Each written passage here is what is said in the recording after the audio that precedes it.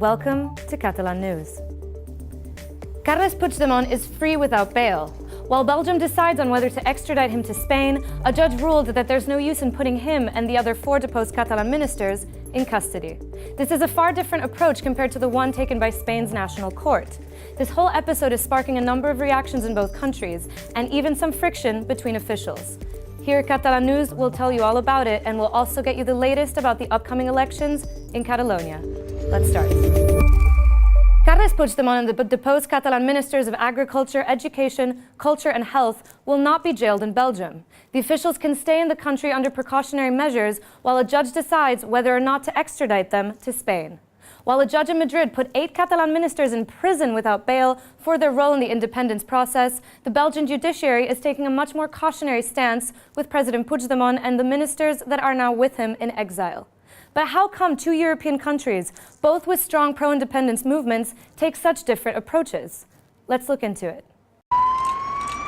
Last Thursday it was the Madrid region. Yesterday it was Brussels. Both vans are carrying members of the deposed Catalan government. Yet in the first case the van was heading to prison, while in the second it was taking the occupants to where they are staying. The images together show the divergent approaches to the same issue from justice in Spain and in Belgium. The differences are obvious and have struck some commentators. That the deposed ministers appeared in court voluntarily is the only similarity in both processes. The prosecutor in Spain asked for prison without bail for all the deposed officials. Meanwhile, the prosecutor in Belgium asked for their release while their extradition is decided. Once before the judge in Madrid, the 8 hearings lasted less than 2 hours. In Brussels, the 5 hearings lasted 6 hours. In the end, the Spanish National Court judge ruled that the deposed ministers should be held in custody while awaiting trial. The reason? A risk of committing further offences, such as destroying evidence or attempting to abscond. In Belgium, the judge ruled that there is no reason to hold the former officials in custody. All that was asked of Puigdemont and his ministers was for them to appear in court when called and to say where they are staying. Nevertheless, Spain's ruling party claims that the Spanish system better guarantees justice than does the Belgian system. El sistema procesal español es muy garantista, probablemente incluso más garantista que el que hay en Bélgica, ya que es dual. Given the evident differences in approach between the courts in Madrid and Brussels, no one rules out the possibility that Belgium may not extradite the 5 members of Catalonia's last elected government. The judge in Belgium has also ruled that the 5 Catalan officials have to ask for permission if they want to leave the country. So far, they are still there, waiting for the next steps. They aim to avoid extradition. Our correspondent in Brussels, Laura Pous, is on the ground and has followed the latest developments on the issue. Laura, what can you tell us about the latest in Brussels? Hello, good evening. What we have learned today is that the hearing with President Puigdemont and 4 of his ministers in front of the judge to decide about their extradition, possible extradition to Spain, is going to be on November 17 here in Brussels at 14 hours. The judge will have to decide whether he wants Puigdemont and his ministers to be sent back to Spain or if they can stay here in Belgium as they want to, because they argue that they will have not a fair trial in Spain. The decision, in any case, wherever it is, can be appealed, and the whole process can last for up to 2 months, even 3, if some of the parts can argue that this is an exceptional case and that should take more time. Whatever happens, but what we know for sure is that tomorrow here in Brussels we'll also have a very big event. 200 mayors from Catalonia are coming to the European capital to denounce what they see as an attack on the Catalan self-government, as an attack against the Catalan government, and they will do a big event in the Beaux-Arts Center, one of the most iconic venues, cultural venues here in the Belgian capital. Thanks, Laura, and we'll be following that event tomorrow. As events keep unfolding, we'll surely be keeping an eye on Belgium, and not only because of judicial procedures, but also in regards to internal Belgian politics. With Puigdemont's trip to Brussels, the country has suddenly found itself in the eye of a significant political storm. Some officials are certainly not comfortable with it, while others are starting to speak their minds on Catalonia's push for independence, and especially on Madrid's reaction. The Belgian Prime Minister Charles Michel is among the few European leaders that has criticised the Spanish government for its way of dealing with the Catalan crisis. His words sparked a diplomatic clash, and since then he has tried to keep a low profile, but so far it has not been easy. His deputy prime minister Jan Jambon said last weekend that Madrid has gone too far. A member of a Flemish nationalist party, the Dutch-speaking North tends to be sympathetic with Catalonia's push for independence, and Michel, a francophone, depends on them to stay in power. His predecessor, the socialist Elio de Rupo, even compared Spanish President Mariano Rajoy to former dictator Francisco Franco, who ruled Spain for 40 years. Indeed, a Flemish MP brought up Rajoy's party origins. He did so after criticising Spain's justice system and being accused of xenophobia by the leader of Rajoy's party in the Parliament. As far as my party is concerned, we are a young party.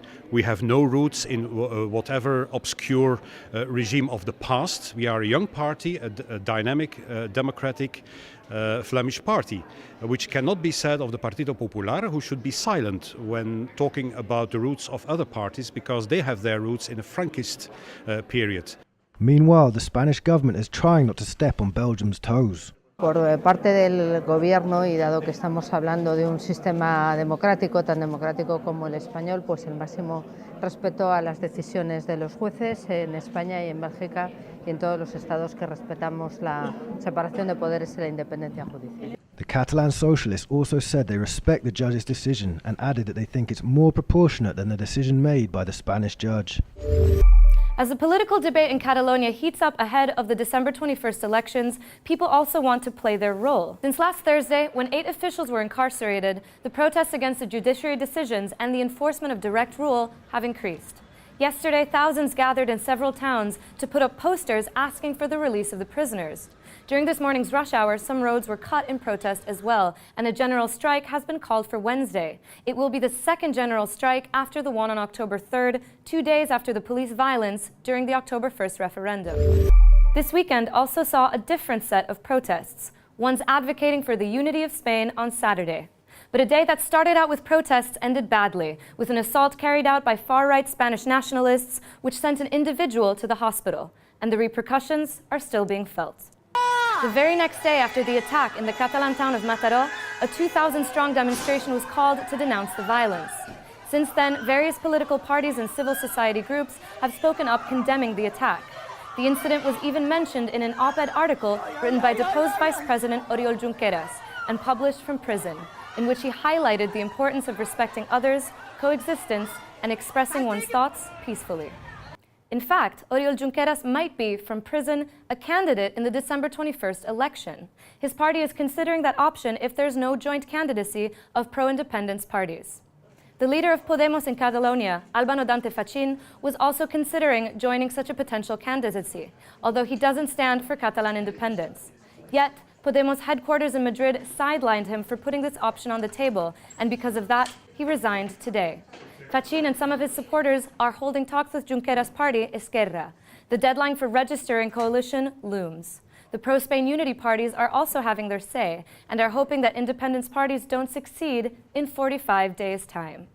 Si me he apuntado a una organización que defiende unas cosas y ahora defiende exactamente las contrarias, por coherència no puedo seguir siendo secretario general d'esta organització. Nosaltres només valorem la possibilitat d'un espai on hi sigui tothom. Si alguna d'aquestes parts falla, tenim claríssim que la millor opció és que cadascú es presenti amb les seves sigles. Un gobierno que esté en Cataluña, que no tenga que salir fuera, un gobierno que en definitiva sea representativo de la pluralidad política de los catalanes y sobre todo sea formado pues por ciudadanos que respetan las leyes como la gente del resto del país.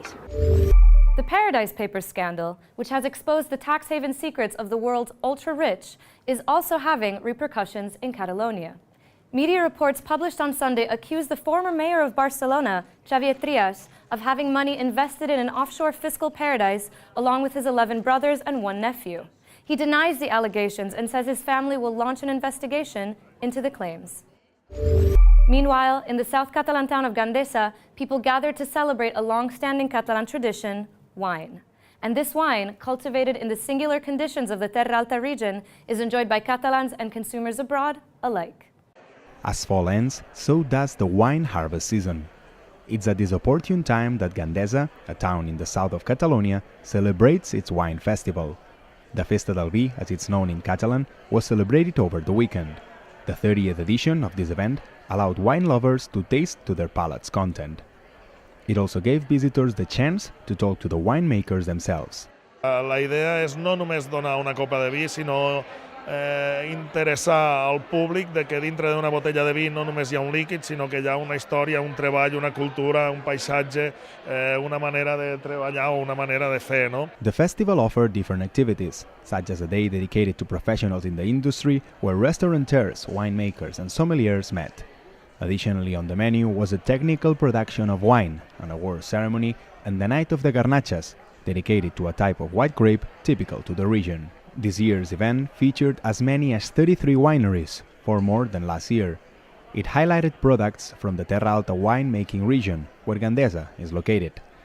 There are 11 wine regions in Catalonia, known as Denomination of Origin, or DO. This year, the Terra Alta DO produced a smaller amount than previous years, between 33 and 34 million kilos of grapes. Yet, officials assert that the smaller quantity was of excellent quality. That's all for our show today. We leave you with some more images from the most recent protests against the incarceration of the deposed Catalan government, when citizens across Catalonia put up posters denouncing the imprisonments and demanding their immediate release. Thanks for watching, and we'll see you tomorrow.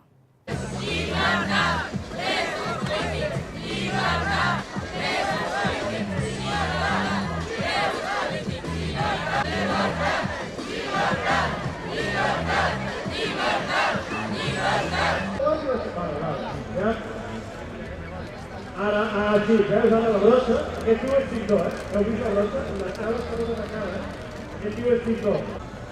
Aquí hi ha professionalitat, la mica allà se faltava, passeu una mica de color. Salona, l'altra manera que la senyora Marisca també, i avui com aprem la tècnica tirada i de bona per allà, segurament que fa un èxit. Vingut aquí per posar el seu granet de sorra i per ajudar-nos a fer